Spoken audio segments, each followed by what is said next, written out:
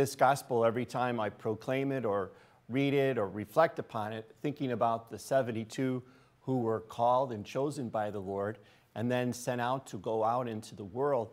I think of an image of one of these pictures I have of I think it was my second or third real camping trip where I had to travel a long distance. And I recall that on this camping trip, I was not prepared. I didn't know what I should bring, so I really packed the bags too much, so much so that this backpack like went above my head. And I have a ridiculous picture of it. It's kind of silly. I just wanted to make sure that I was prepared for this week of camping. But of course, I realized before I left, I had to reduce some of the things that I was carrying with me. I was carrying too much excess baggage. Well, we all can relate to that in our own lives, especially as we listen to these disciples being called forth. It seems that as they're going forth, Jesus is asking them not to carry too much with them. And you begin to think about that and wonder, is the Lord, setting them up for failure? How are they going to go out there without some of the things that you would think would be important?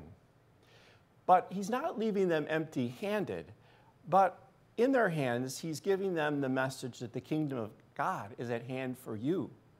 And that's an important message. When you think about it, there's a lot there for us to reflect upon, and for the people whom the disciples encountered, for them to reflect upon too. The kingdom of God is at hand for you. It's in your hand. Think about the first reading. God is there to comfort his people. God comforts his people as a mother comforts her child. God is there. And so when the disciples are sent forth, of course they're sent forth not with too much excess baggage that could get in the way of their faith, but they're sent forth with openness to one another as they travel together, and an openness to the people who will invite them in, who will open their hearts to them.